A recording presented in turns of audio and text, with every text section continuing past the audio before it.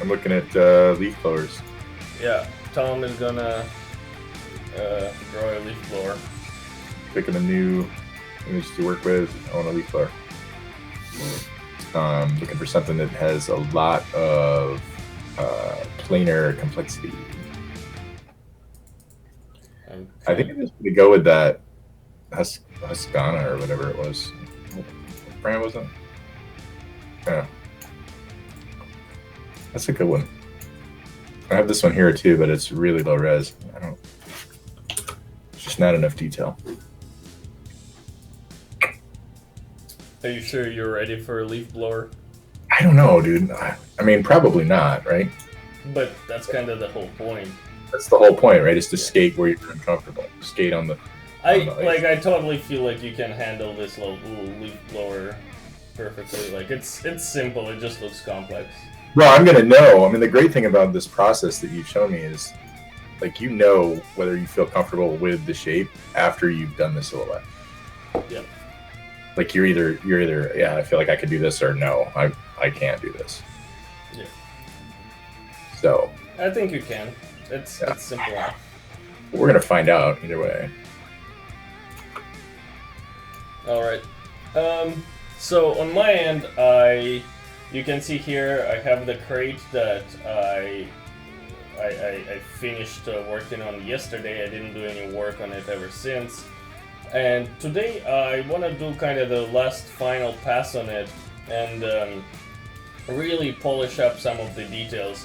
And generally in a design process, the first the first 90% of work takes just as long as the last 90% of work.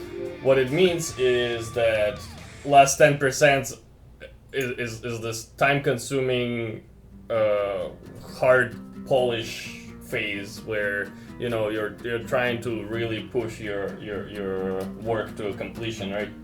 So it's important to understand that you have to have a fresh eye on your concept, and I guess I phrased it badly. You have to try to keep a fresh eye on your concept and find angles and ways to look at it so you don't just stare it from the same angle all the time, but kind of find a new way to look at it, a new perspective. So every single time on anything I do, almost 100% of times I just take screenshots of it and take it to Photoshop, and this way I can really kind of do like a self-reflection pass and see what I've done wrong and what can be improved on it. I guess I could have said it in much shorter sentence, but that's what I mean. Like, then you wouldn't have gotten the word credit for today. Word credit? Yeah, for using a certain number of words. Yeah. We have like points for words. Yeah, there you go. So yeah, taking it to a few screenshots, orthographic views, and kind of 1/3, still orthographic. Do you think that it would help to threshold this so you just see it without any of the interior shading and just see the silhouette? I mean, I've done it enough that I can see the silhouette without having to crank it up. If you're having problems with like seeing the silhouette, sure, use like you can even do something like this so you can clearly see the outline, or yeah, just threshold, which might be a little bit difficult depending on like this is probably yeah, you can really see this is what I was talking about. This really helps. Yeah, if you look at the borders, like I don't like the lack of contrast I have here. It's basically a straight box, so I want to emphasize that. I also don't like the flatness of my top edge, I want to introduce some elements here. If you look from this side, there's also a lot of flat edges. From the top. The side, I kind of like the side. I like the fact that the bottom has that nice roly-poly bevel, and the handle kind of sticks out. Yeah. No, I'm talking about like this edge here. Do you see my screen? Well, you got to have some juxtaposition. Like you got to have something to yeah, juxtapose it. But I can break it up just like a tiny bit, like sort of like just 1 pixel. Yeah. Yeah. And that's all it needs, really, or maybe. Yeah, sure. Cool. We're back. Okay, so yeah, let's start. So I'm just grabbing a hard round brush, no opacity, no pressure sensitivity, and literally just increasing the adjusting the shapes to make them what I feel like they need to be.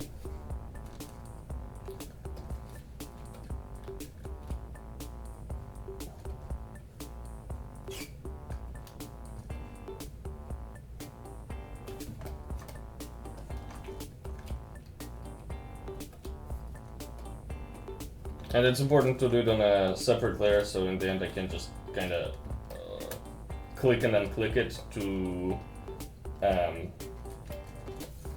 see what I need to do. I treat this process as like making a to-do list, because it's hard to achieve things when you don't have a clear knowledge of what you need to do. And for me, this is a visual to-do list. So this is cool. Maybe this bottom part needs to be slightly polished up. I was thinking maybe have like some kind of a clasps that open when you push that lever handle.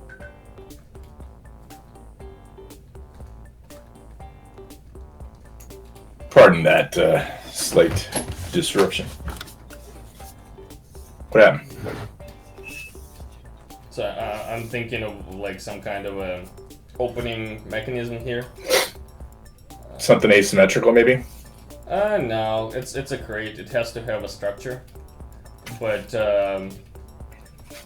it needs. Maybe a control panel. I was thinking somewhere at the top, or like on kind of that slanted angle that I have there. So a little kind of buckle shape here and there. Okay, and then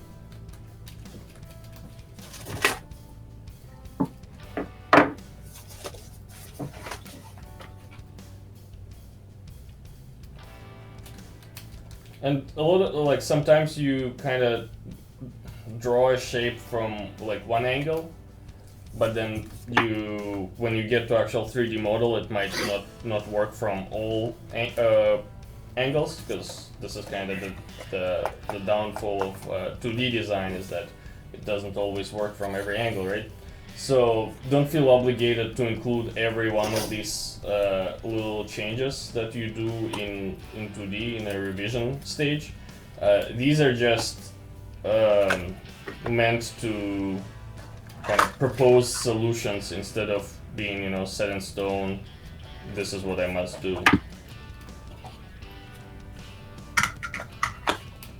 But who would we be without rules, Alex?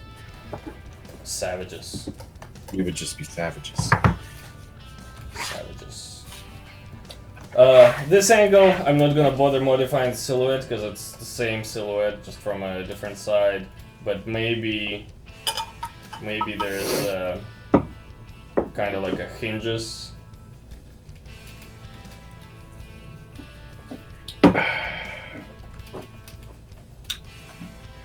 Yeah, those totally need to be dug out, don't they? Because otherwise they're gonna like smash together when we open the crate. Yeah. And then like there's some straight lines here. I wonder if we could incorporate something like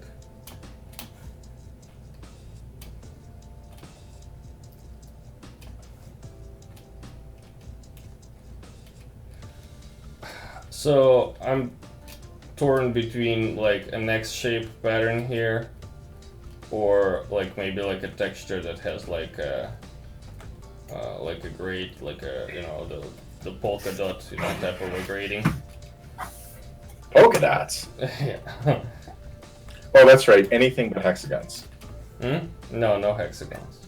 Anything but hexagons. Yeah, if you haven't followed us, for long enough, I hate hexagons because they're totally overused, and it's just lazy design.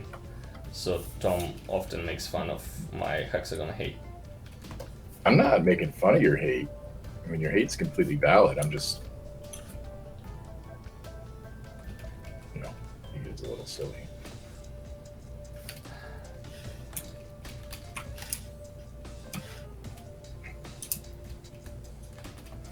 So yeah, here I kind of I have no idea what I'm doing, so just playing with shapes, modifying the lines a bit, and seeing what works, what doesn't.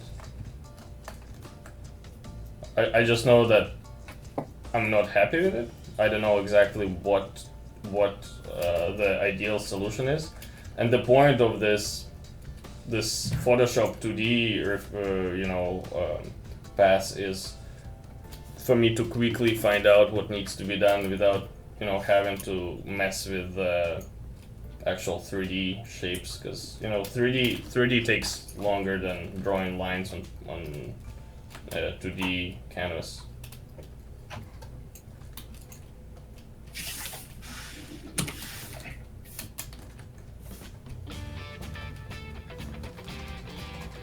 I wonder if Wait, what did you just say? 3D takes longer than 2D.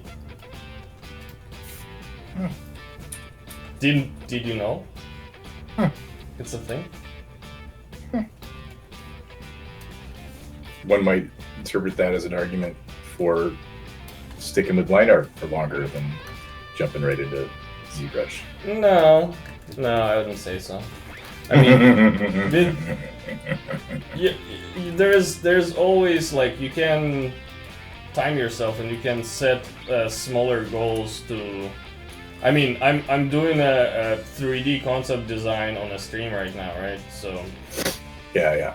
I could have just stuck to doing crate silhouettes for 2 hours instead. Yeah, right? and for a little bit of background for everybody else, we were just talking about me only spending a couple more days working on line art and then moving on to doing 3D stuff. I didn't say a couple more days, I said another week. Couple more days. I have my C drive is full and I can't figure out why.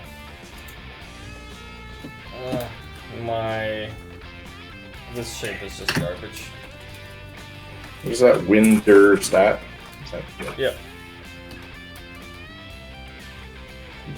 That's why I got a terabyte SSD for my C drive. Yeah, I don't want to have to reinstall Windows again because it's just the setup. That was the worst part about it. Well, you don't even have to install Visual Studio, so it's like another 4 hours of installations for me. I did install it for Unreal stuff, right? Yeah, it's like. Yeah, but you're not installing it to actually write code with. No. It's like all the plugins and all the crap. I just don't want to do it right now. I'd rather build a new PC with a brand new CPU.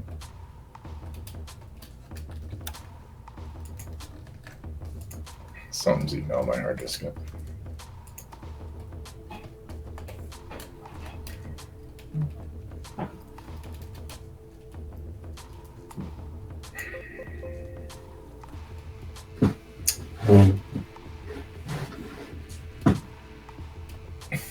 That was my footstool, by the way. Footstool.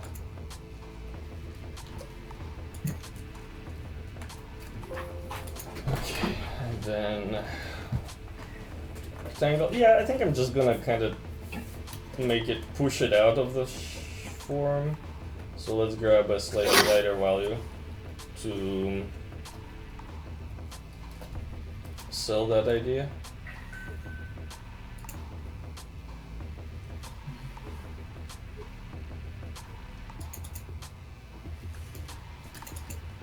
So yeah, it's gonna stick out.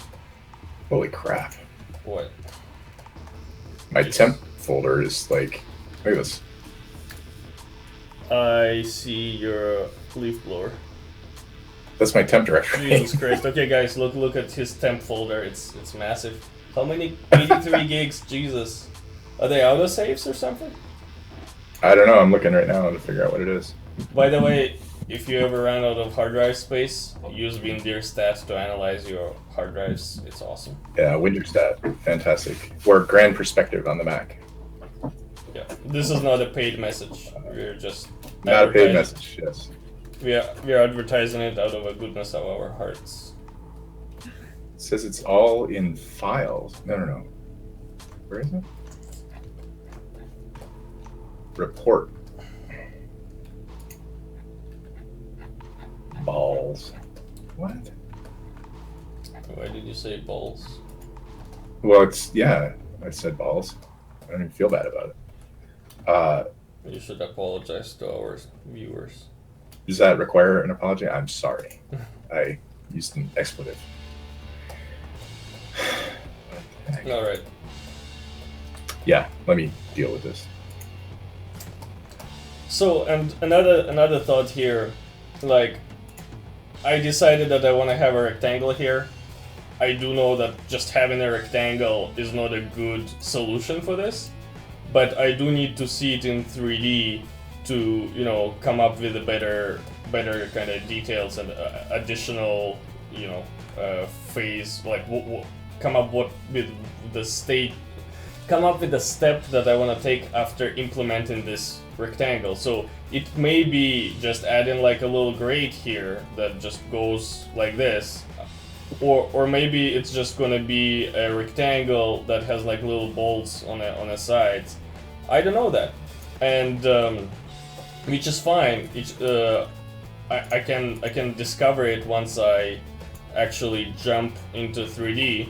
But for now, I just don't care. I want to move on, like kind of get my rough pass on this, and move on to the next thing. So now, where's my side view? Okay, so here, where should I? So from the top, I think it's actually looking good. My only kind of mild concern is that I have this opening on the back for another one of these handles, but I'm not using it for anything. I don't even have a handle there. I wonder if I should add a second handle, but it's kind of like a smaller one, because it's not actually used for opening, but simply for carrying. You know what I mean? Another handle on top? On no, the other on side. The back. Yeah, on the back. Yeah, but it might need to be at like a higher angle to accentuate the hinging motion. So like this? Yeah, or maybe even a different shape altogether. Maybe like a double, I don't know. Yeah, like a double handle. So like if it had wheels on the bottom, you'd use it to kick it back and push it. Yeah. Another thought, you should probably be using a reference for something like this. Look at the actual industrial crates. I'm kind of just pulling it out of my imagination. Like if you thought it was my imagination. The whole time. Yes. So you're saying something like this? Yeah. Okay, that's fine. Because this is like basically just a little practice sketch. It doesn't matter, I'm not super concerned about the functionality or like how realistic the design is. I just want something pretty to look at that we can use in Unreal to actually implement the loot mechanic. So on this end, it's gonna be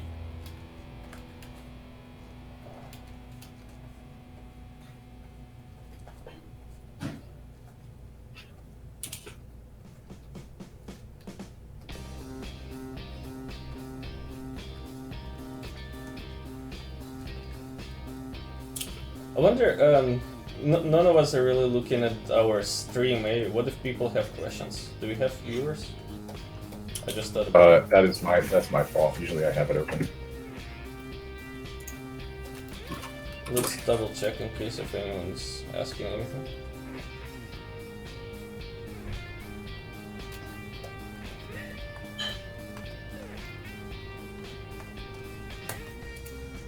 No, I think we're good. Good. I like it when there's no viewers.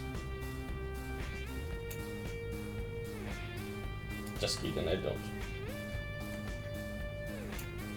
But yeah, if you're watching the replay and you have some questions regarding, you know, some of the stuff I'm doing here or some of the software issues that you're trying to get resolved, feel free to jump on our stream or, you know, join the GameDev the Pipeline. We have a community where we try to help you guys with any sorts of questions or issues that you might have. Live 24/7. I felt like I needed to say live 24/7.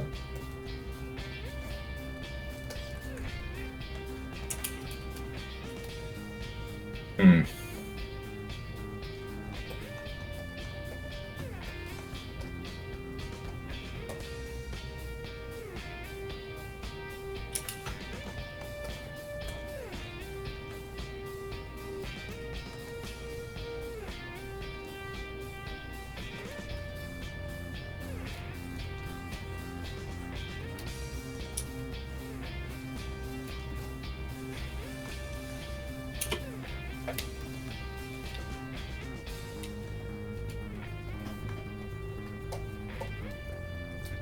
Alrighty. And then in a profile view, we're gonna break it down to something like this.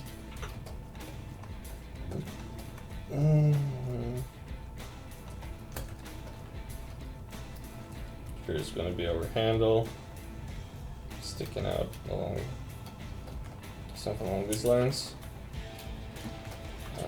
Maybe it needs to be like kind of bent like this. What do you think, Tom? That's what I meant. Like where it can accentuate the fact that it hinges on that side of the box. Yeah. Okay.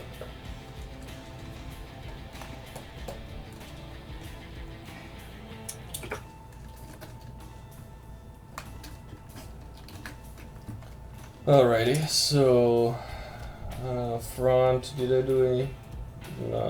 Not too many changes at the front. So yeah, let's kind of start looking at the 3/4. So here's gonna be my hinge thingy. Maybe we'll have like a two kind of LED lights here that indicate the open close state. Make them green.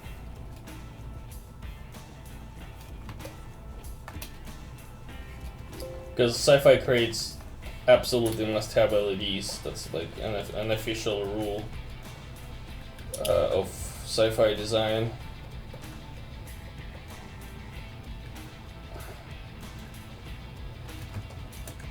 So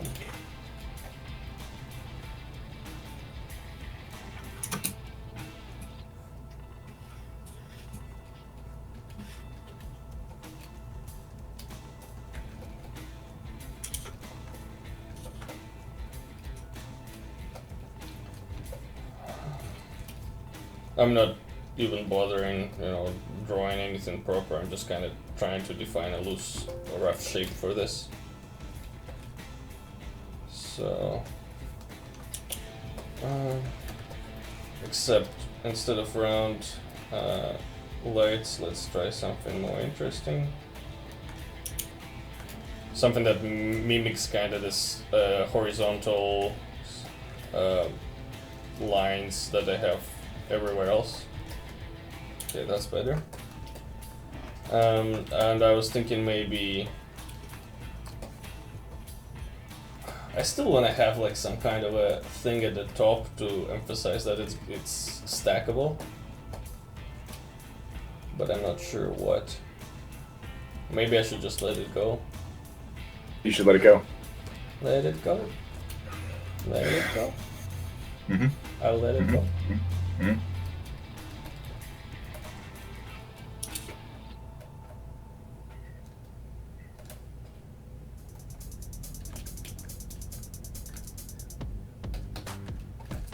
Some kind of a control panel.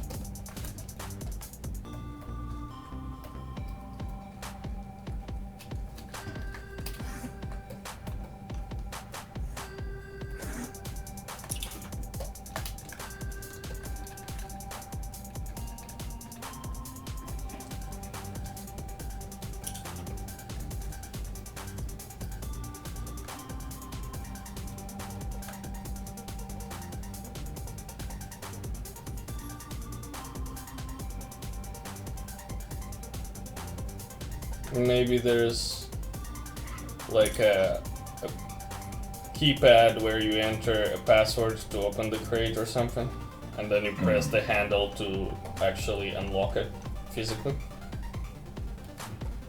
Yeah, or like an IR scanner. You just want IR scanners everywhere. I think the future's all about it, man. How else will things be hacked in the future? Okay, so we'll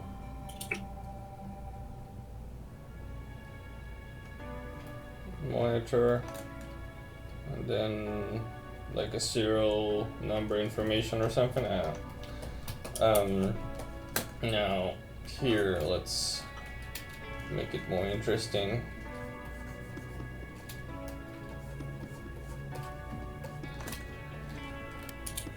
I think there's needs to be like larger protrusions here sticking out.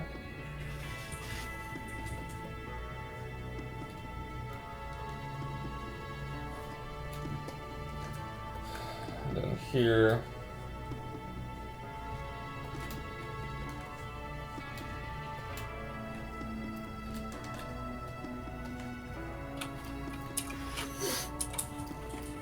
Some kind of a techie thing I'd like. Almost like an exposed lock mechanism.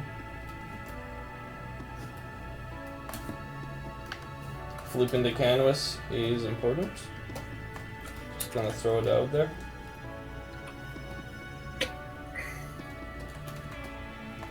Like maybe like a little piston or something? Not sure. Let's do a quick research. Okay, while I'm searching for Google Images, I'm gonna share your screen, Tom, so feel free to show us what you're working on. Yeah, I'm completely lost right now. I have no idea what I'm doing. You're doing a silhouette.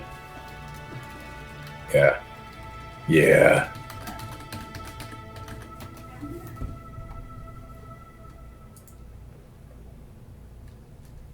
It's hard to, this is just hard. There's just no other.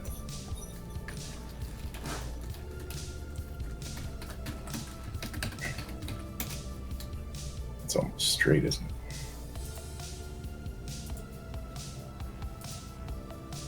That's better. Still completely wrong, but it's better.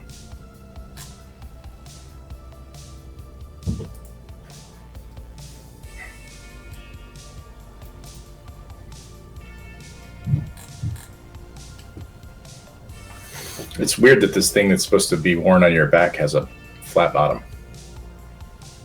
Well, you're supposed to also be able to put it on the ground, right? I suppose.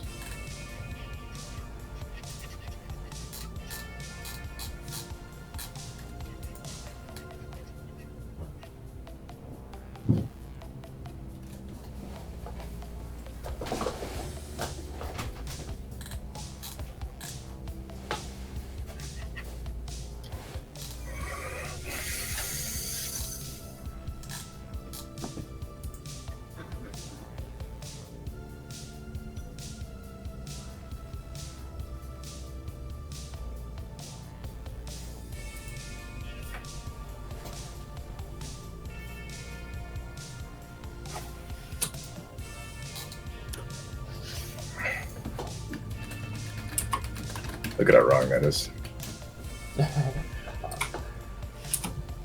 Generally, like, no matter how hard you try, like, there's going to be differences, and I don't think you should feel discouraged about it. Just like No, I don't feel discouraged. I'm just like, it doesn't have. You're not a photocopying machine. You like just get it as close as you can and move on with life. Okay, so I've been searching for some references of like factory robots, and the machines that assemble vehicles and other crap. So, and now I brought an image here, and I'm doing a little bit of some basic photo bashing, literally extracting out of a reference and seeing how I can maybe use this shape to... Oh, here's kind of an interesting factoid. I think I've got a reference that applies to this. Yeah, this one right here. So a buddy of mine builds limos. Give me a second, I'll share your screen. Okay. And a lot of times when you see aluminum or like sheet metal, you'll see that they crease it in really weird ways. And like part of this on the Samsonite luggage is just aesthetic, but what they do to make aluminum really strong, because it's a really weak metal, what they do to make it strong is they actually bend it at 90 degree angles, and that bend to create folds, it makes it really hard. And so when you're making those shape cutouts in your stuff, like for this crate, right, the points, like think about the points where you'd want the crate to have strength, like at the corners on the bottom, right? Yeah. That's where all the weight's going to fall. So you'd want it to have more articulation in those areas. Yeah. And then it just ends up feeling a little bit more real. Kind of like the whole, like that study you showed me with the bug. Was it a cricket? Yeah. Yep. Exactly. Yep. Thank you. So, okay, let's see how we can.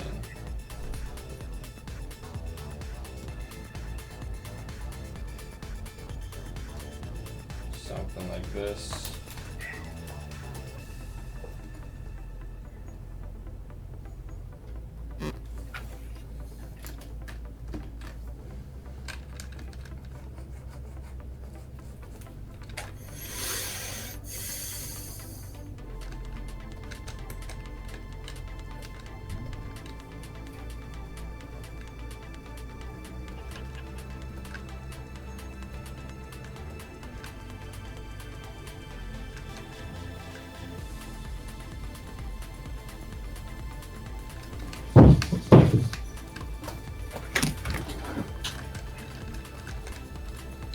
I can literally use it as a backdrop to start designing my own thing. But I just want some kind of a shape separation as a guideline, basically, that I extracted from this image. So there's gonna be one main thing. I should have unified the hue saturation so I don't have to paint in different colors. But then there is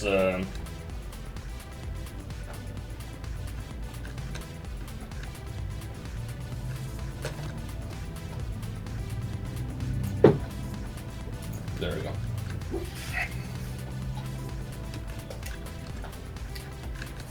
And maybe we have some kind of a thing here. And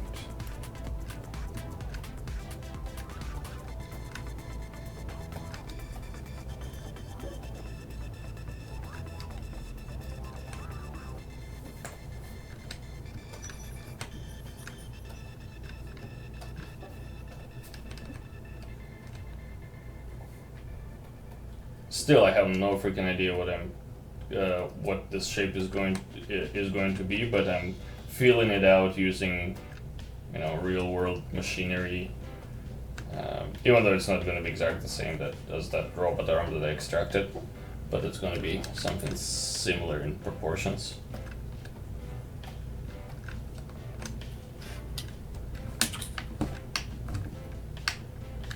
Okay. And to you it might look like a complete scribble, but for me I'm imagining it in my head and I'm starting to see the shape. And that's what matters. Rule of thirds, man. What do you mean? You take your shape, split it 3. Yeah, well, it's not like even that, like I don't want to equally divide it in 3, but, because then the shape ends up being boring, right? But, I want an interesting shape division.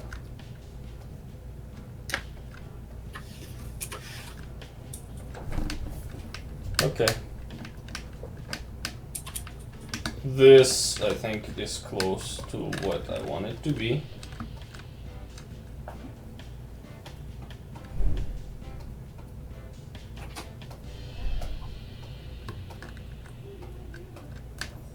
So you can see before, flat and boring, after. More interesting.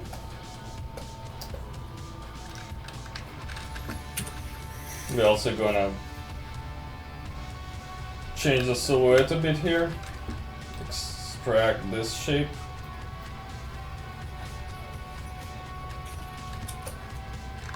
And you can just do it easily with marking, using a lasso and grabbing a big salt brush and just kind of push the value. Because this is like not an actual concept, it's like I said, a to-do list for me. I don't really care about the cleanliness of the sketch and like how well it's rendered. Doesn't matter. I just need something to help me identify the form changes that I need to do to make it, to finalize this concept.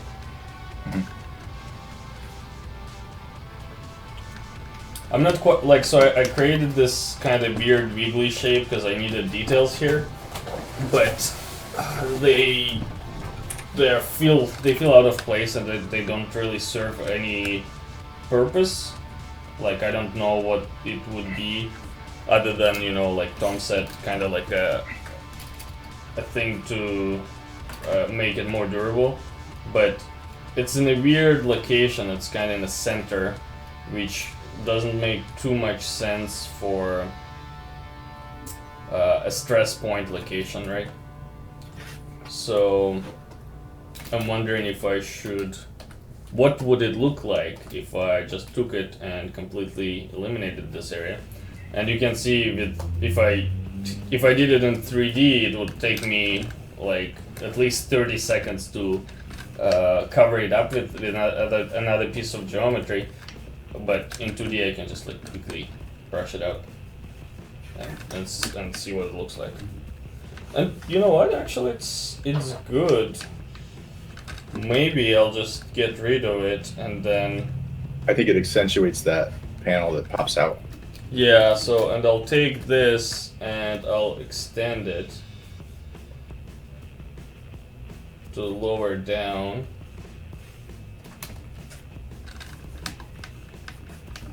And then we can make the shape a little bit more interesting here. I hope you guys see the importance of doing this stage, because it really helps you let go of, you know, of your existing stuff that you've done, kill your baby, and come up with a better design.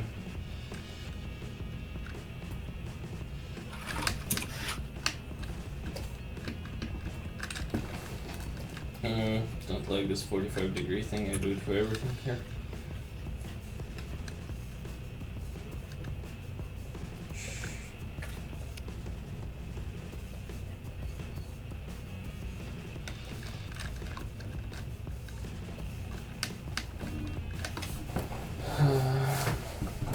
That's not bad.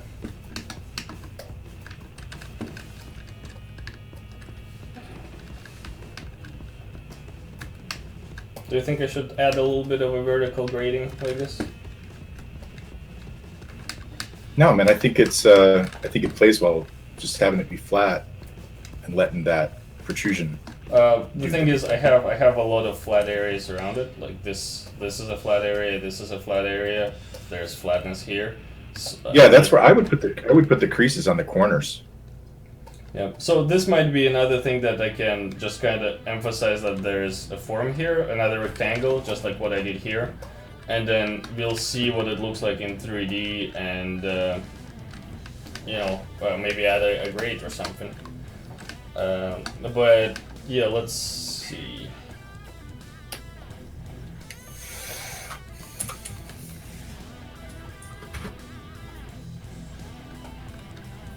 So before, we have a boring looking crate. After, bam. Look at this. Much more exciting. And like the changes that I've done are pretty minimal, right? It's just like another, you know, hour of work maybe. But it makes it feel so much better. So let's start with these changes that I have, and then after that, after I implement them in 3D code, we can go back and do a second revision. And generally I do like maybe 2 or 3 of these to make sure that my concept is as pushed as far as possible. You have to be your own art director and be able to, you know, be critical about your work to. Or just email it to Alex. Or you can just email it to Alex. Yeah, or that. And then I'll hurt your feelings by giving you super constructive criticism. Alright, so where are we now? Cutoff tool, my favorite. Another cool thing that we could do. So right now I have Photoshop on my other screen, and I'm kind of twisting my neck to look back and forth. What I could do is save this image, save my paint overs as a JPEG, and bring them over straight into 3D code. So save as, desktop, JPEG, paint overs.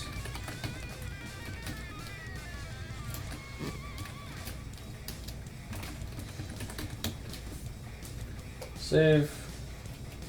Sure. And now I can. What is good? Reference image for x-axis. Sure. I'm not sure what my orientation is here, so. Alright. So I need it on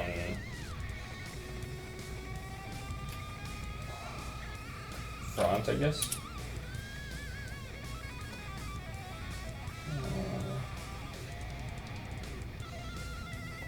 Hide it. Yeah, where's my axis? Would that be? Okay, so yeah, so here it is. So this is, the red is my X, the blue is my Z axis. So I'm gonna bring it and on Z axis. There we go. And now I can just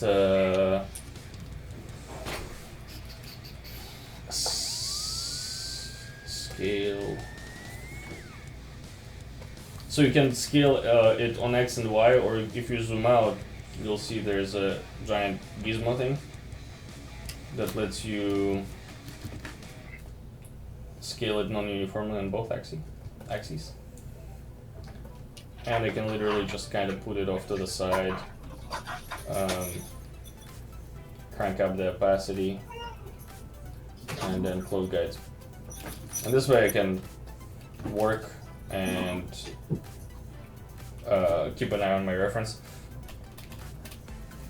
Actually, I could even do something like this, so I have it on both axes, so no matter what my camera angle is, I always have my reference.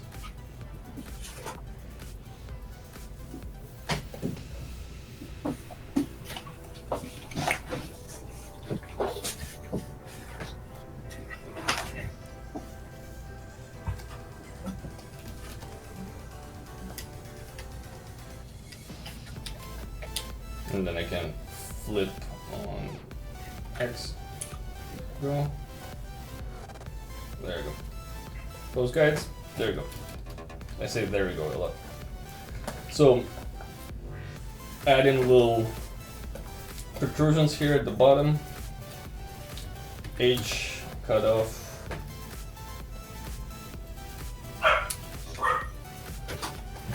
There's the dog. Sweet. I missed it.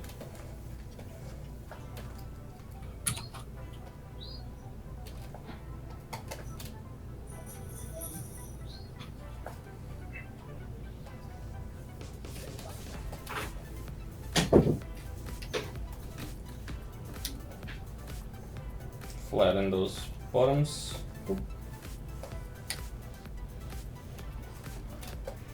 From the side, if you look, cleaned up the bottom of the silhouette here.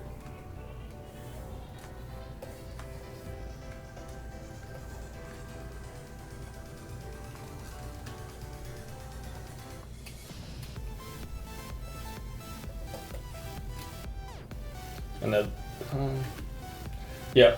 Cool thing is, I started drawing my stroke, and then I realized I'm on the wrong layer, so I can just mouse over without committed to my stroke. Press H to switch to a proper layer, and then boom, done. I'm gonna still have my other reference on my other screen.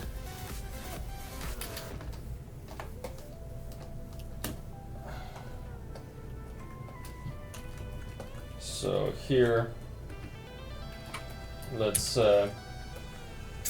fill this. I wonder if I can use fill with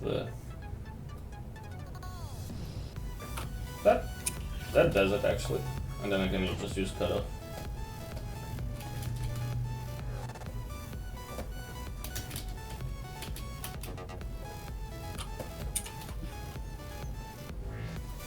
Done.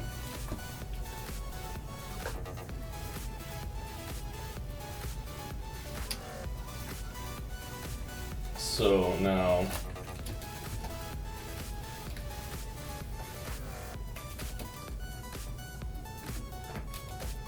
this shape, I need to extend it lower down and push it out a bit. Pose tool is my friend.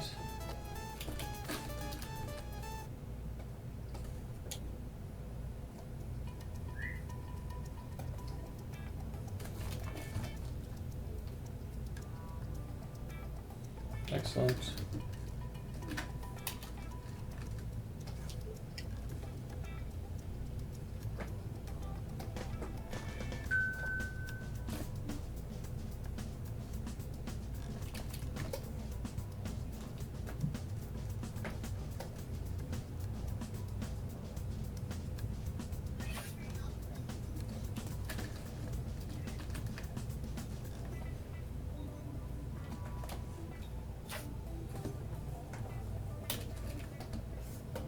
Okay, I'm hiding my Photoshop layer on my other screen so I can actually see what the changes are that I made.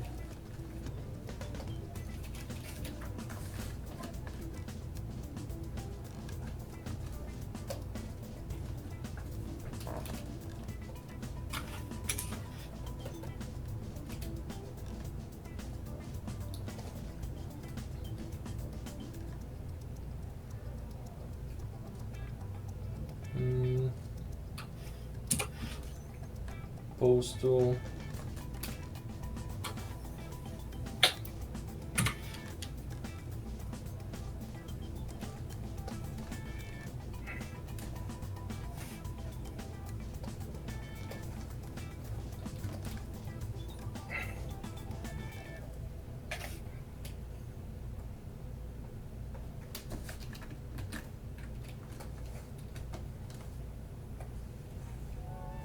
Not sure, like this. Like I said, like it worked from the silhouette, but it's not what I want to do here.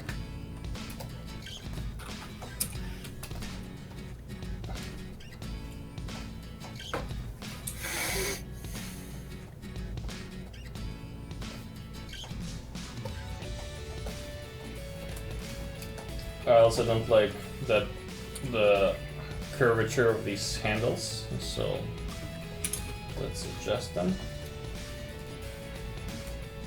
Trying to think of a good way to adjust. Maybe if I use a pose tool, select them all, and then there is a freeform gizmo, which is basically a lattice.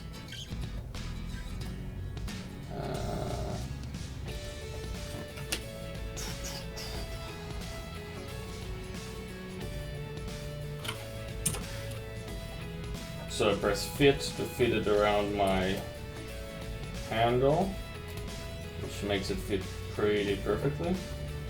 What if I try to 2x2? Yeah, that's excellent. So now I can do this. Look at that. That's beautiful.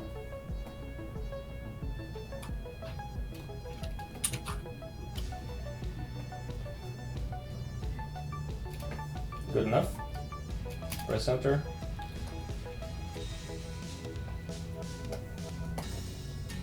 I feel like my handles are kind of meh right now. They have too much stuff going on. They're fairly dense, however.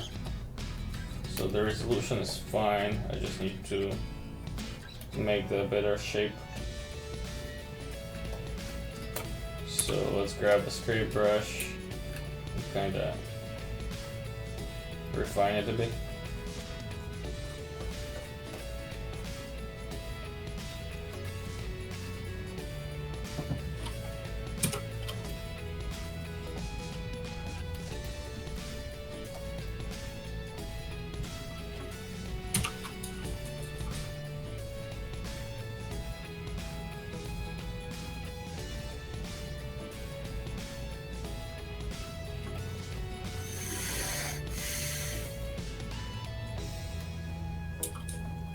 I'll probably have to split it to have a little bit more control.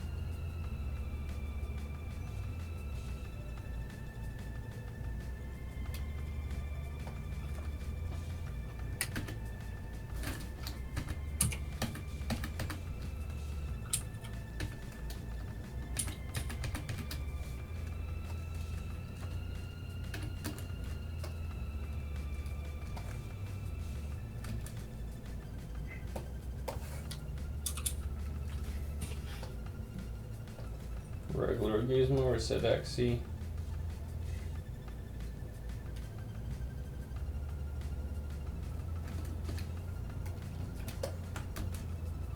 Now with cutoff, let's get a better shape.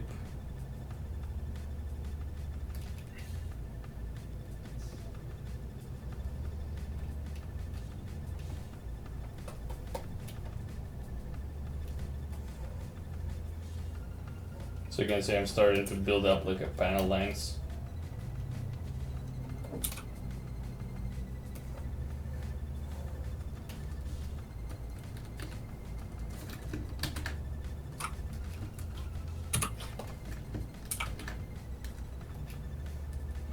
A little bit more mechanical looking.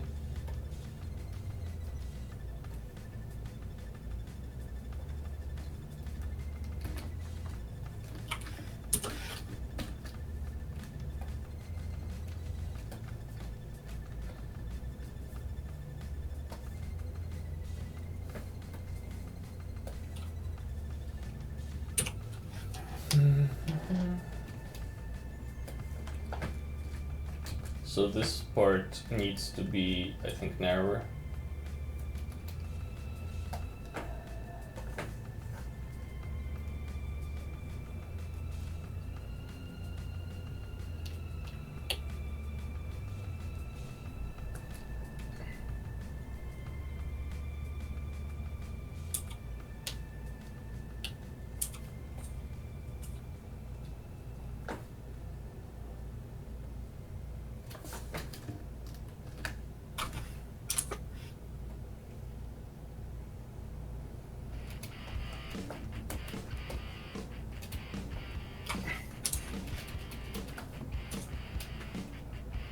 tiny artifact here. I'm just using smooth.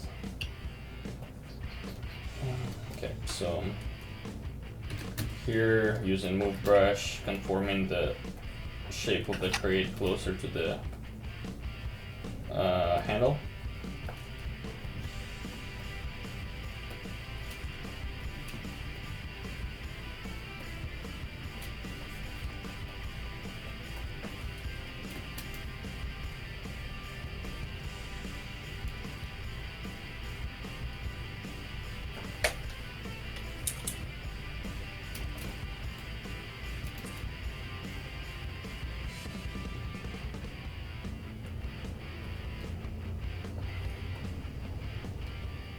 That's not nice. Scrape to kind of clean this part up.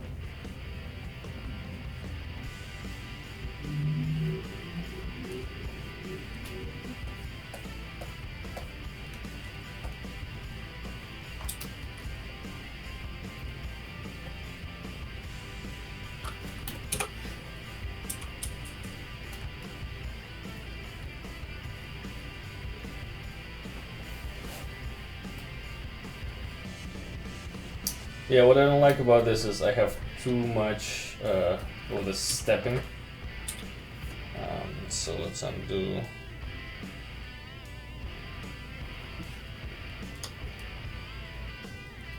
And maybe adjust the shape of the handle instead of adjusting the shape of the crate. Did I run out of undo history? Alright, let's see what's going on. Preferences.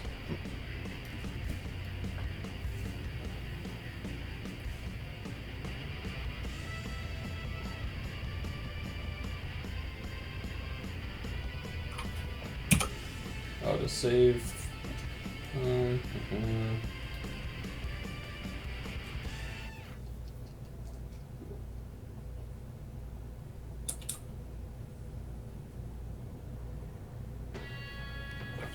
All right.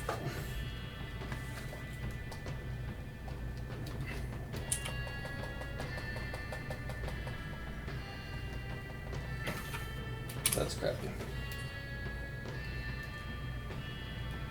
So I have a not so good surface that I messed up by using a move brush, and scrape isn't gonna do a trick. And generally, like voxel tools are a little bit more limited with their amount of tools that you have. So what I can do is switch to surface mode, just pressing this V icon. And now I have a lot more options for sculpting hard surface, and even more if you go into the presets. There's actually a set of brushes that's really similar to ZBrush. For example, what would that be? Ooh, they added a bunch of new ones.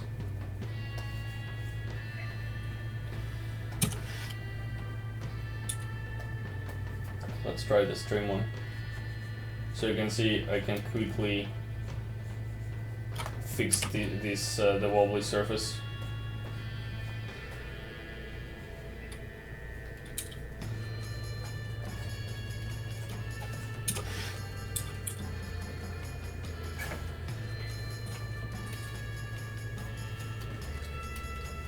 There's a little bit of that kind of noise, but we're gonna go back to voxel mode after this and smooth it out, and there won't be any issues.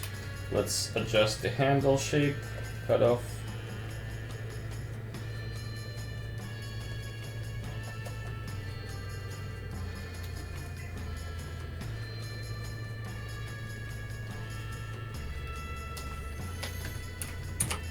How are you doing, Tom?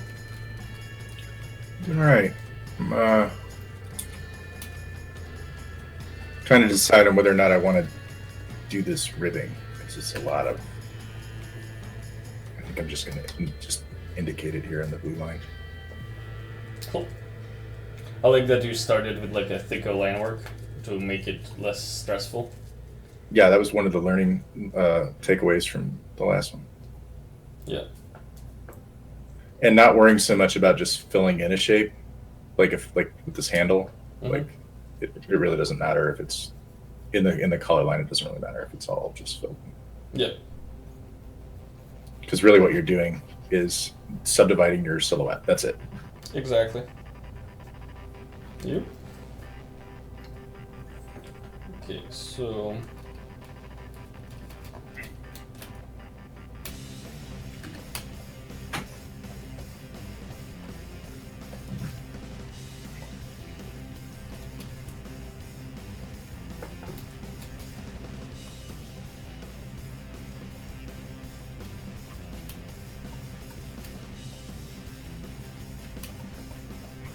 smoothing this part out, simplifying the silhouette a bit.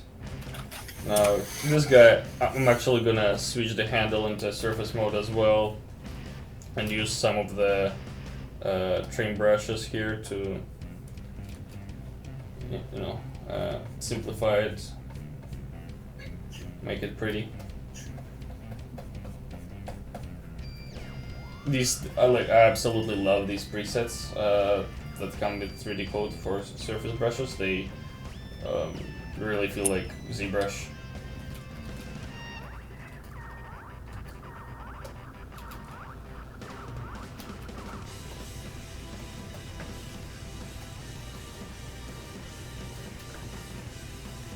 I can use this polish, smooth it up. Also, for more refined details, you can use light clay brushes. So they dynamically tessellate your mesh, so it's hard to see because they're already this mesh is already tessellated. So.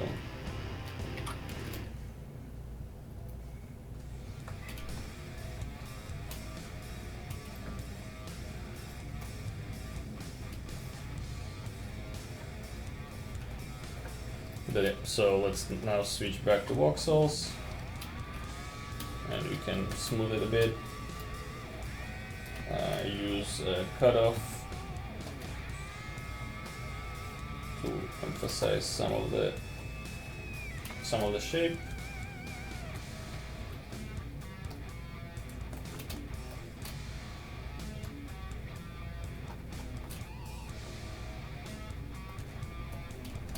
And then I can use pose to pull the shape down.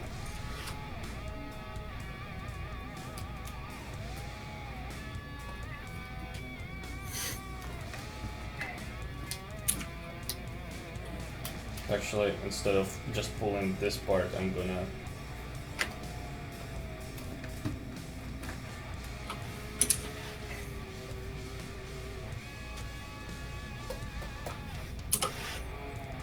grab this, deselect this.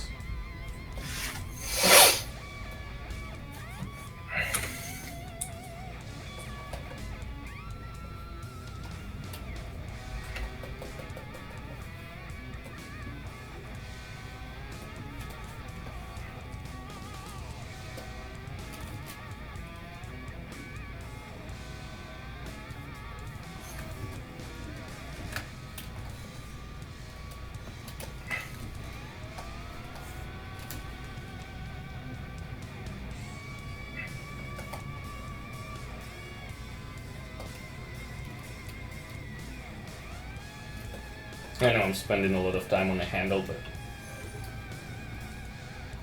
details matter.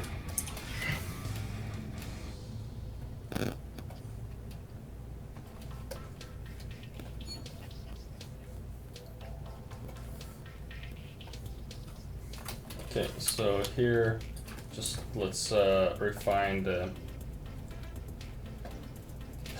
this part of it.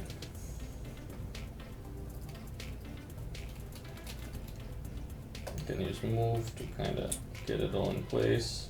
Kind of make stuff.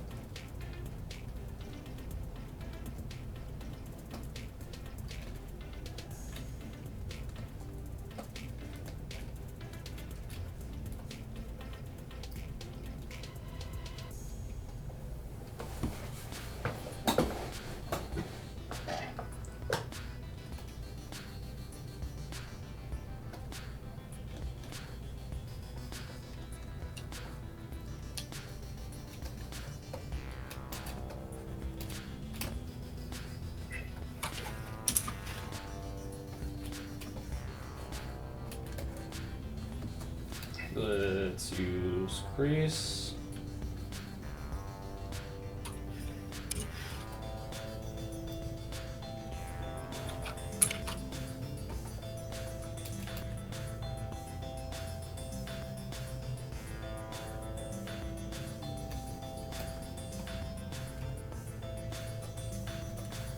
Much better.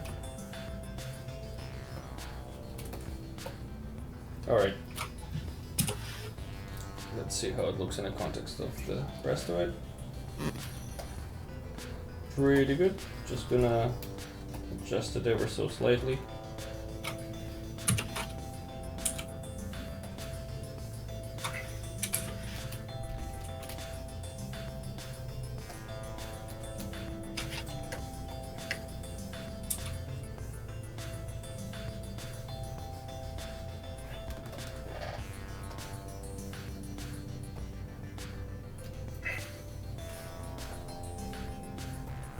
Okay, I'm happy with this look. Now, let's move on to the next thing. Gonna convert it back to voxels.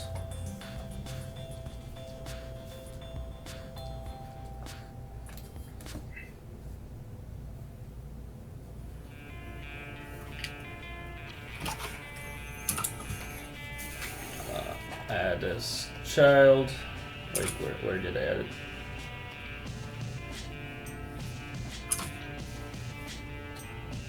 There it is.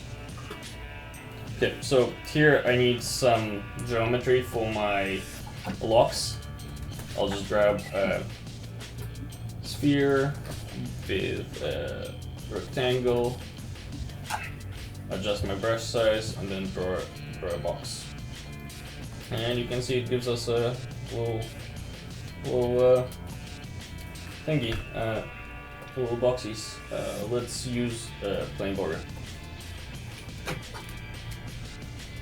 There we go, that's better. Oh, and they also, yeah, because I had the symmetry on, they drew onto the other side, which is fine.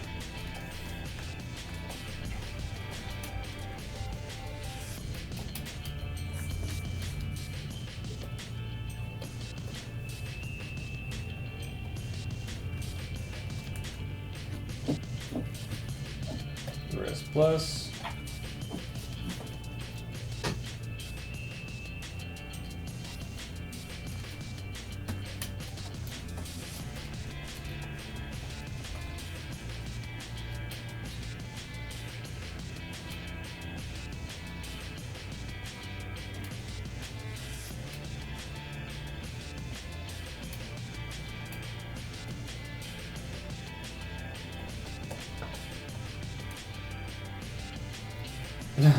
Resolution is quite low, so let's crank it up.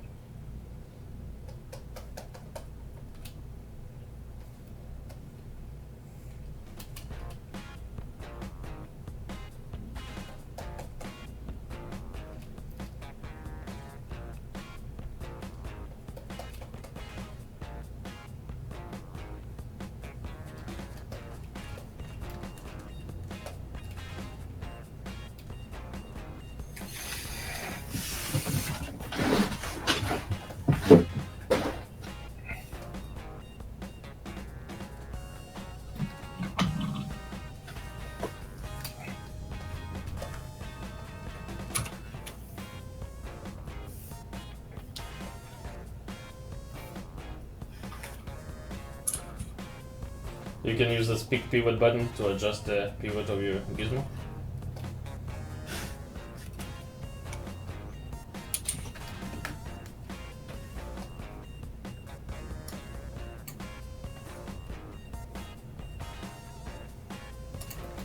That's weird.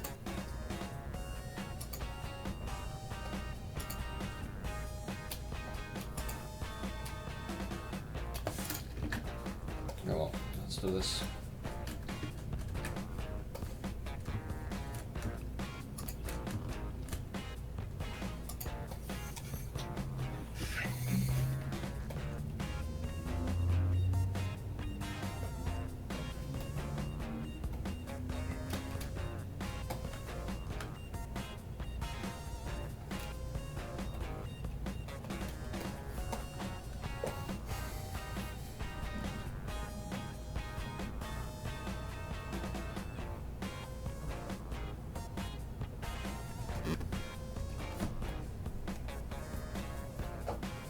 Okay, this is a good start.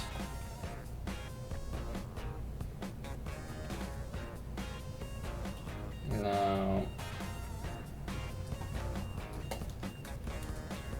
cut off.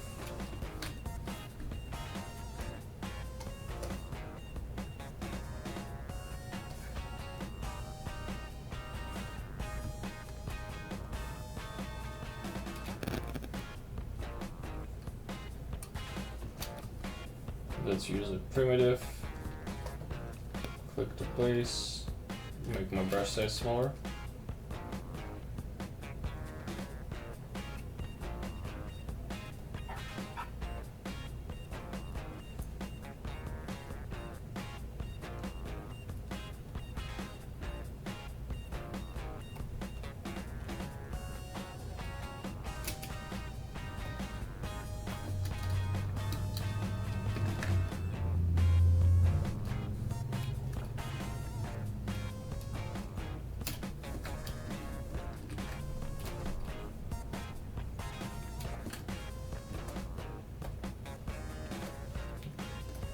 You can see we're starting to establish something more complex looking than just a box.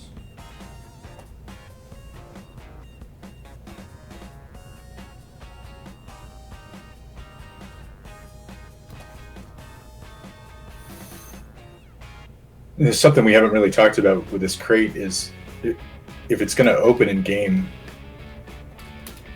Don't we need to plan for the underside of the lid as well, right?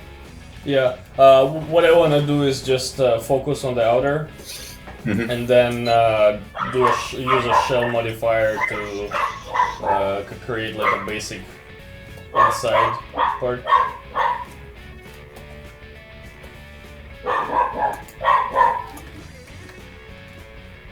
I'm not planning anything overly complex. Also, now looking at this, I don't like the silhouette here.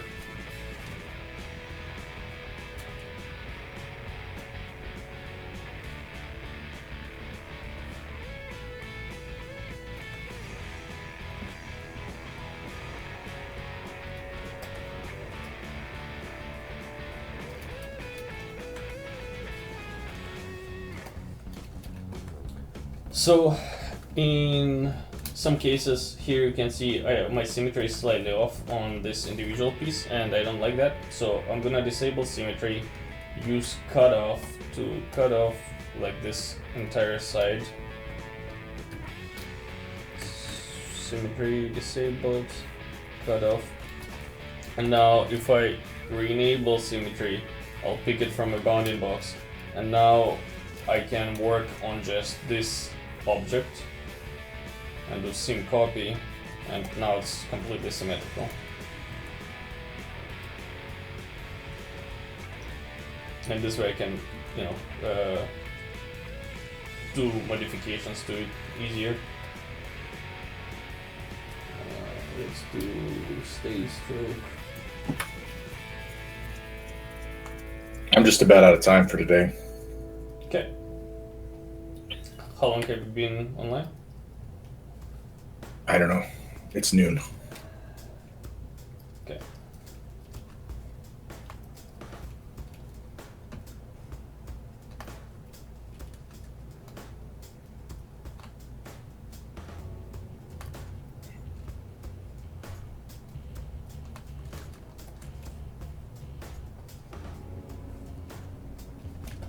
That looks pretty good. Yeah, I want slightly narrower.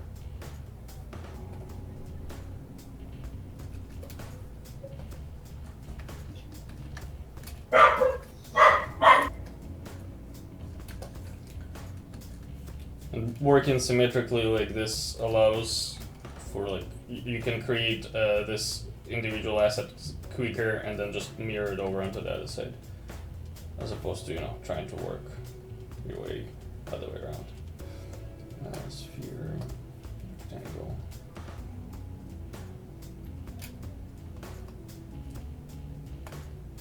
Yeah, I gotta go. All right, thanks for your time, Tom. All the kids have stuff going on at 1 o'clock, and I gotta get ready for it. So you did your initial land work pass. Yep, and it looks okay. This area here is complete garbage. Mm-hmm. Yeah, I don't know. I guess I would just. The perspective on the ellipsis is a bit off. Say again? The perspective on the ellipsis is a bit off. I feel like you could curve it better. Yeah, maybe just take this part here and redo it. Yeah. Yeah.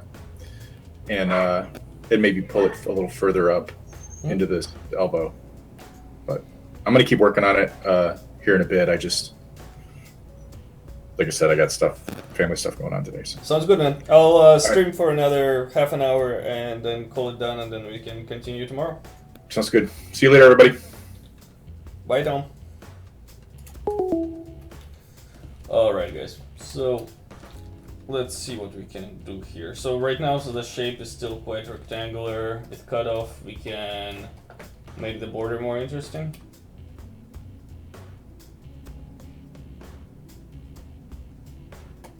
Start by doing this. And then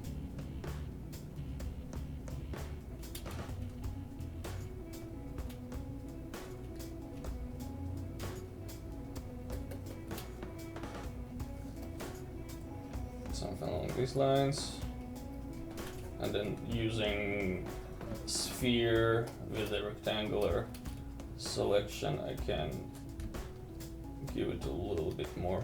Okay, let's do sharp. Let's see. Yeah, sharp border is fine. Okay. Add a little bit of an extrusion on the side.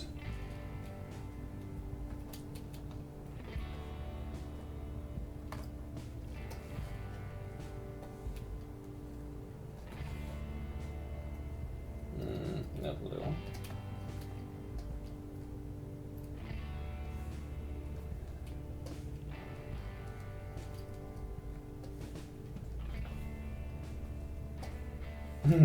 Make sure to work from the orthographic camera view.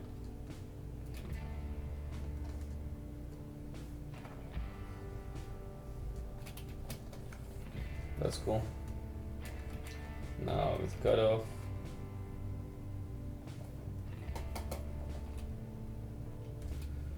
I also have shadows disabled. Yesterday I was working with shadows, so it lets you see the form better.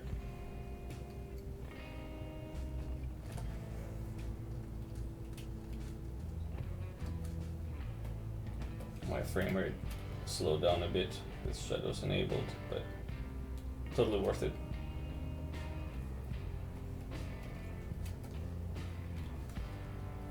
Let's grab a pose tool and shape these guys more. I don't like how big they are.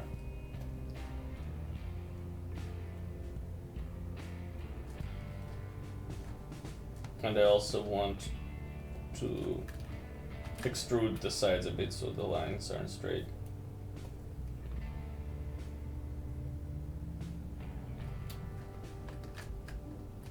So this is kind of how it is attached to the crate. Yeah, I'd say looking pretty good from the side view, and like let's look at our reference. What was my? So I didn't even indicate them here from the side view, but we could maybe break up that straight line once again with a little bit of posing. So if I grab the pose,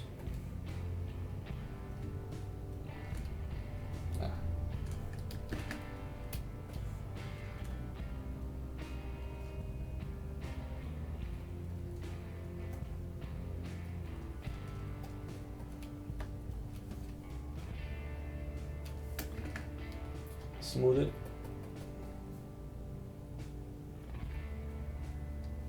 Maybe invert. It should be Control E, but Control I, but didn't work for some reason. Whatever. Let's see what this looks like. Definitely more interesting, but not quite there. Let's try again. I think I'm just gonna grab this part and then extrude that. You can see my pivot is gone. I'll just make sure pick position only and pick it here.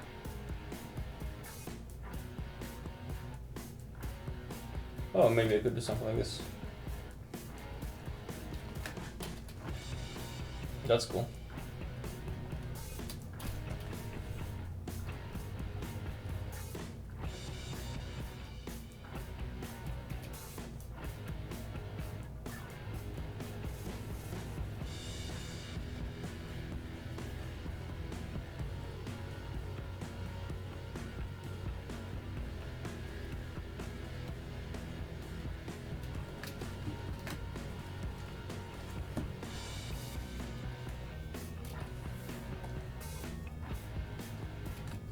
Okay, raise it up.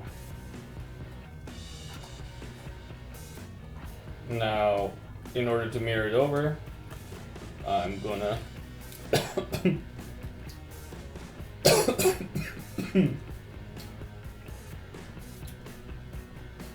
pick, sorry for this, let me just grab some water. I pick the axis in the center of the crate, and then geometry, Scifi, and wait. Whoa. So, yeah, notice that I picked it right there, so it copied it on both axes. That's not what I want. I only want it on x-axis. So let's disable Z for the time being and do Scifi again.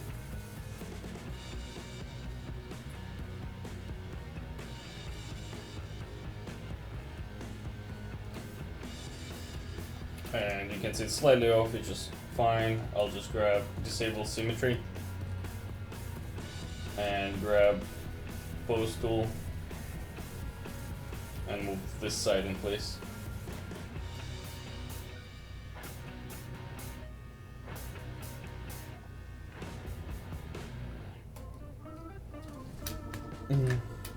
Excellent. Right now it's a pretty densely subdivided voxel object. 32 is a lot. Let's see what we can do about this. First of all, I don't need the back side. The backs are going to be totally different object, so I'll just split them.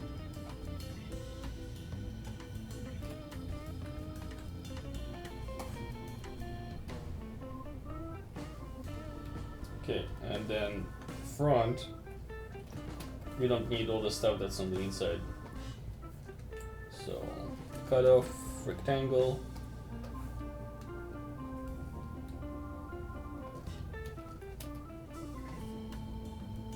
Cut off one side.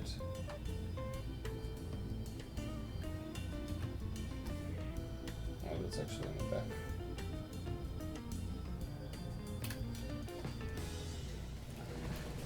And now if I go to this guy, I can resample it to something lower. Let's see. Yeah, so you can see the quality pretty much didn't stay the same, which is good.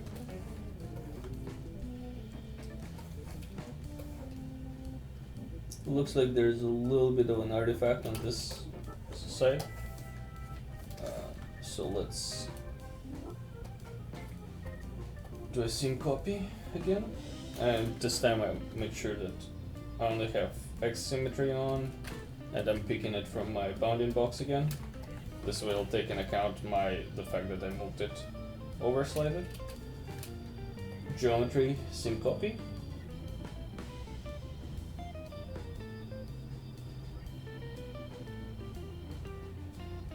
It's still a quite dense voxel object, so I'm giving it a few seconds and you can see it's properly duplicated.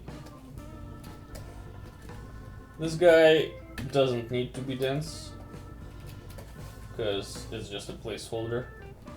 I can just resample it to be really, really low. Gonna be my starting point.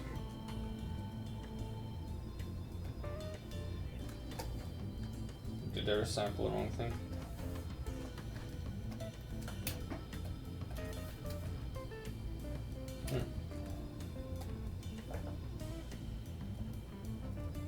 There we go. You can see even as low as this, it still maintains its form. So let's unhide the rest. Alright, so I think the last thing that I'm gonna do today is I'll add the handles that's gonna be in the back. To do so, I'm probably gonna start with this handle.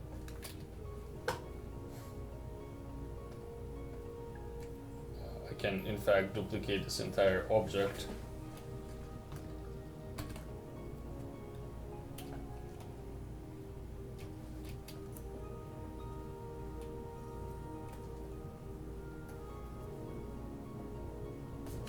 And also make sure I duplicate this guy. And then move it to this guy. So now I have an entire hierarchy duplicated, and reset it, the axis, move it over, rotate it 180. I said 180.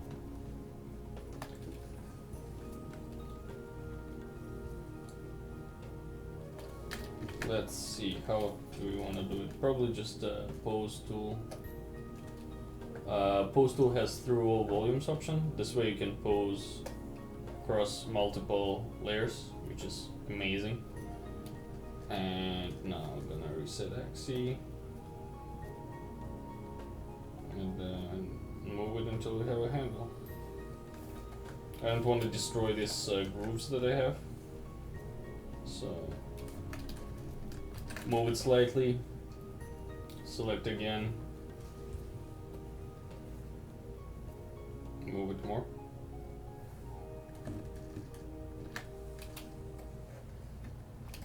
Now, in terms of the profile, this guy should be sticking out a little bit more, almost vertically.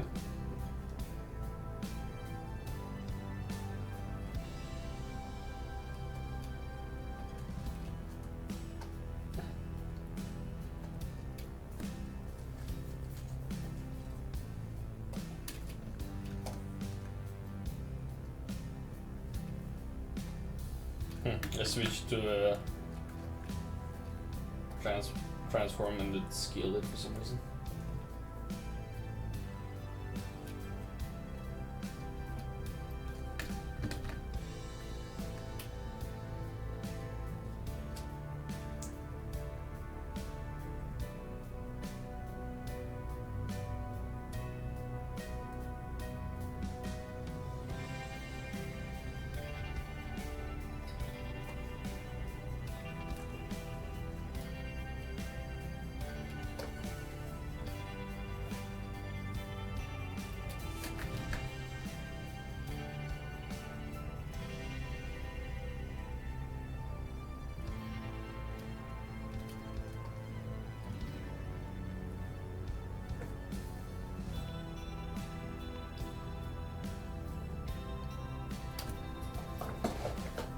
So one thing that I want to do is using pose, we'll rotate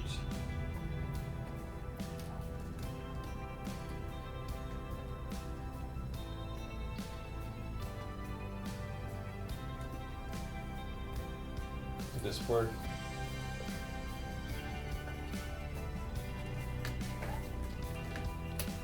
Things are getting in the way, so I'll just hide my image planes.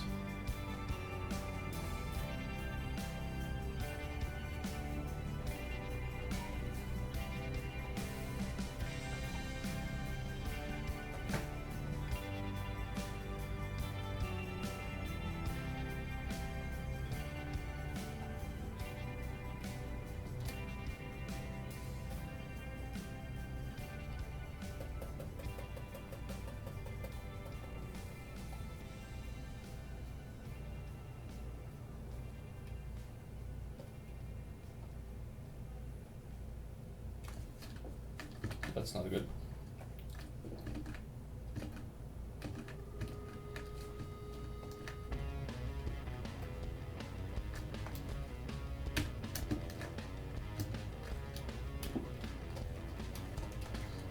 Okay, I'll just disable through all volumes for now. Pose tool.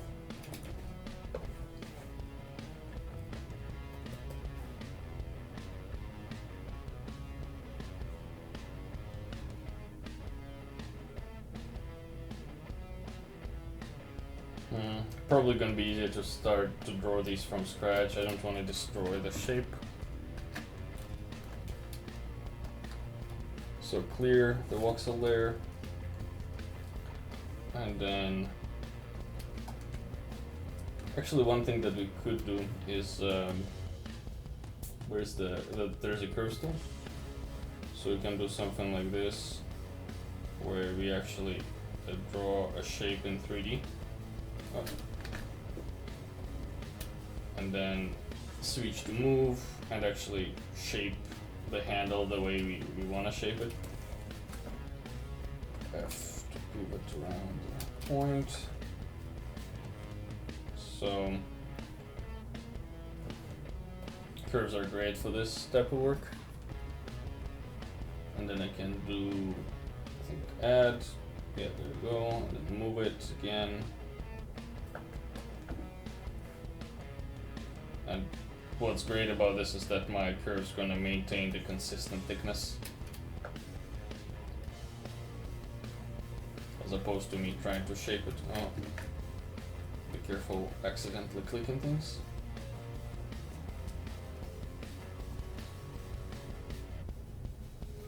You can also adjust the spline, like if you right click on this point, you can adjust the interpolation of the spline to make it sharp or smooth. In my case, I want it to be smooth here and sharp here. I'm gonna add another point.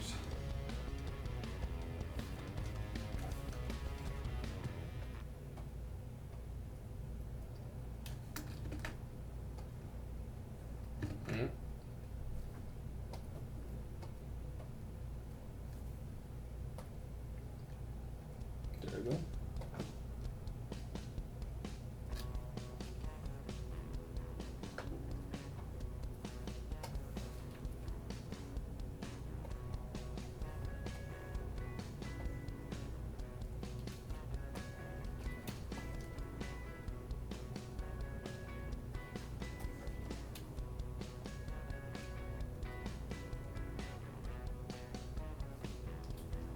When in a move mode, right clicking and dragging scales the point, which is not what I want. Gotta make sure that you just right click and not drag it.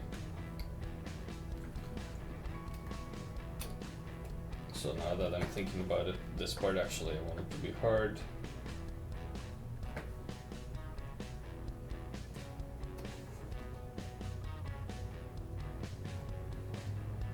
So I think something like this. And you can actually save curves, and you can change profiles. There's plenty of options here, which is awesome. So let's unhide the other stuff and see how it looks.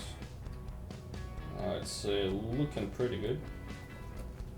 So now I just need to press enter, and voila.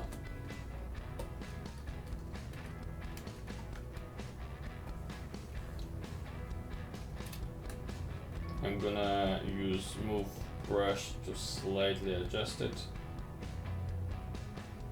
just a little bit,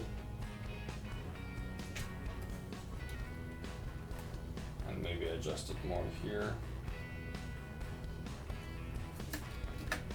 not too much, don't want to bend the shape. I'm gonna make the handle wider.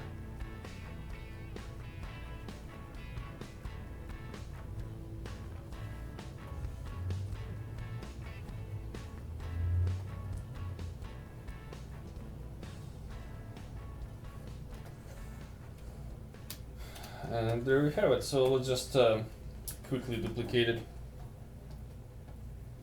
So right click, and actually one thing that I can do is instead of just creating a copy, I can create a reference of it.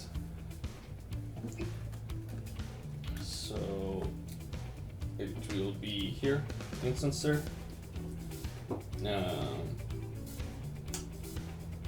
Literally just new instance, and then move it off to the side. And the beauty of this is you can see it's slightly wide, slightly large, and if I can start, scaling it down, scaling doesn't do anything, right? Like it doesn't propagate over. But if I go here and pose it,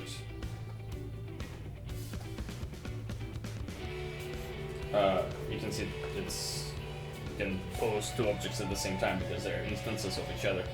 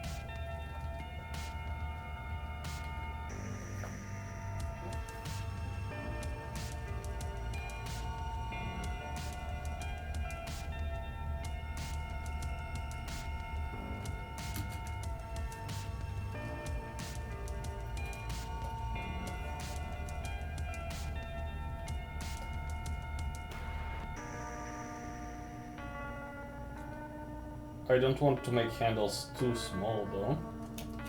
So now that we got everything in place, let's adjust the width of these guys again.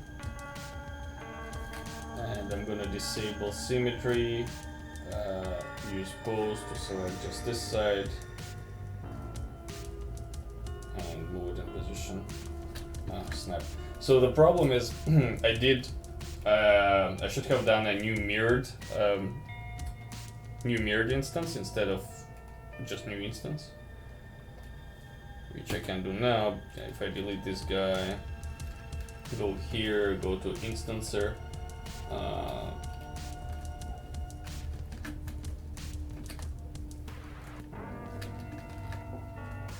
and then just make everything uniform.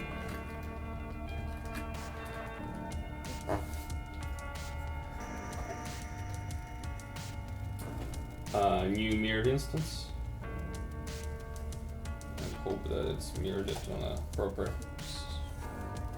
axis.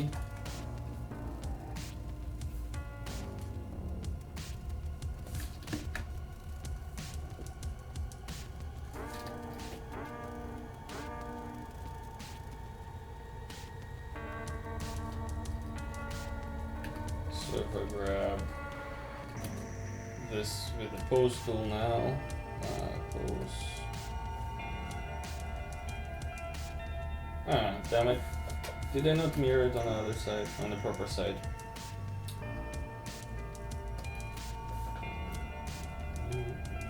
X.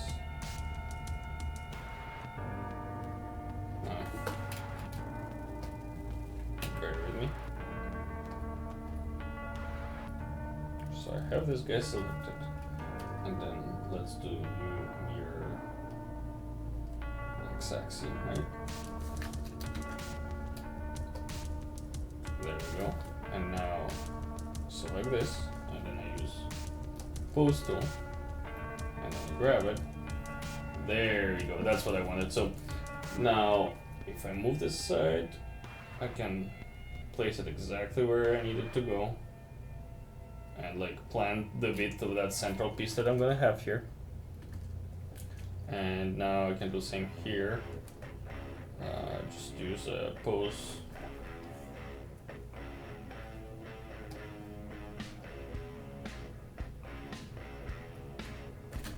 Just disable symmetry.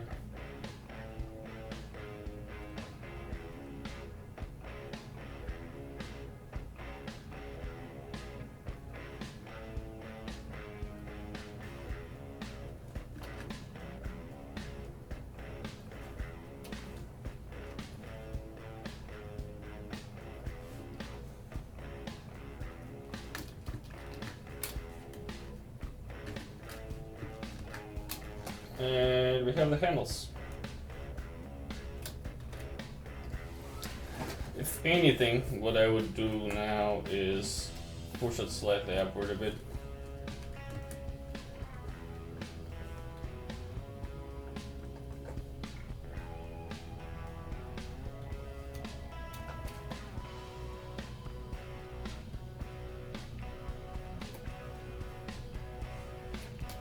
And now, last thing that I'll do today probably is just add a little bit of a divider in between.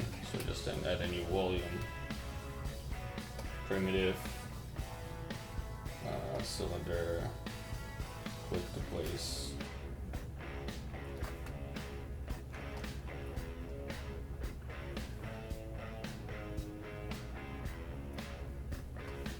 Something along those lines.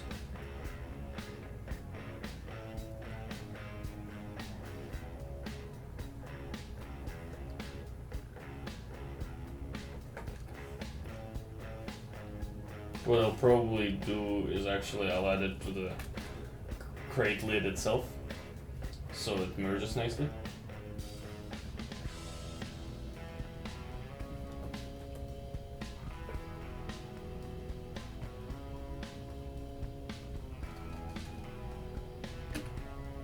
So go here, press enter,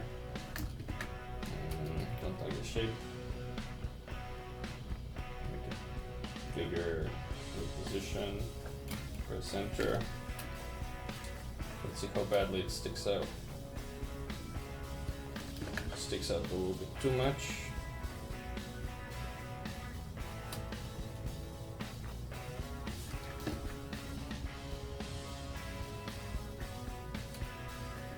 I wanted to somewhat mimic that the outer contour of my other parts. Press enter.